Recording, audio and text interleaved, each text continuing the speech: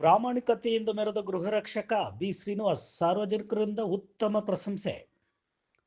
ಶ್ರೀ ಗುರು ತಿಪ್ಪೇರುದ್ರ ಸ್ವಾಮಿ ದೇವಸ್ಥಾನಕ್ಕೆ ಶಿವಮೊಗ್ಗ ಜಿಲ್ಲೆಯ ಸಾಗರ ನಿವಾಸಿ ಬಸವರಾಜ್ ತನ್ನ ಕುಟುಂಬದೊಂದಿಗೆ ನಾಯಕನಹಟ್ಟಿ ಶ್ರೀ ಗುರು ತಿಪ್ಪೇರುದ್ರ ದೇವಸ್ಥಾನಕ್ಕೆ ಬಂದು ದೇವರ ದರ್ಶನ ಮಾಡಿ ಉರುಳು ಸೇವೆ ಮಾಡುವ ಸಂದರ್ಭದಲ್ಲಿ 40 ಗ್ರಾಂ ಚಿನ್ನದ ಮಾಂಗಲ್ಯ ಸರ ಕಳೆದು ಹೋಗಿತ್ತು.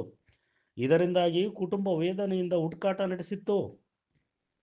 ಕಳೆದುಕೊಂಡಿದ್ದ ಚಿನ್ನದ ಮಾಂಗಲ್ಯ ಸರ ಕರ್ತವ್ಯ ನಿರ್ವಹಿಸುತ್ತಿರುವ ಪ್ರವಾಸಿ ಮಿತ್ರ ಹಾಗೂ ಗೃಹ ರಕ್ಷಕ ಬಿ ಶ್ರೀನಿವಾಸ್ ರವರಿಗೆ ಸಿಕ್ಕಿದೆ.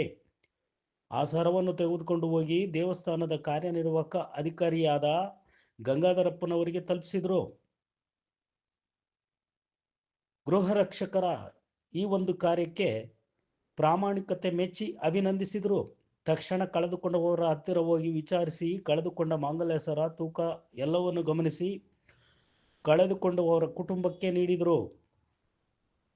ಇದರಿಂದಾಗಿ ಕಳೆದುಕೊಂಡವರು ಗೃಹ ರಕ್ಷಕ ಶ್ರೀನಿವಾಸ್ ರವರನ್ನು ಅಭಿಮಾನದಿಂದ ಸಂತೈಸಿದರು.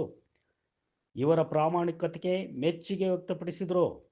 ಇವರ ಕಾರ್ಯಕ್ಕೆ ಚಳ್ಳಕೆರೆ ಘಟಕ ಅಧಿಕಾರಿ ಪಿ ಭೀಮರಾಜ್ ಹಾಗೂ ಗೃಹ ರಕ್ಷಕರು ಅಭಿಮಾನದಿಂದ ಸನ್ಮಾನಿಸಿ ಅಭಿನಂದಿಸಿದರು.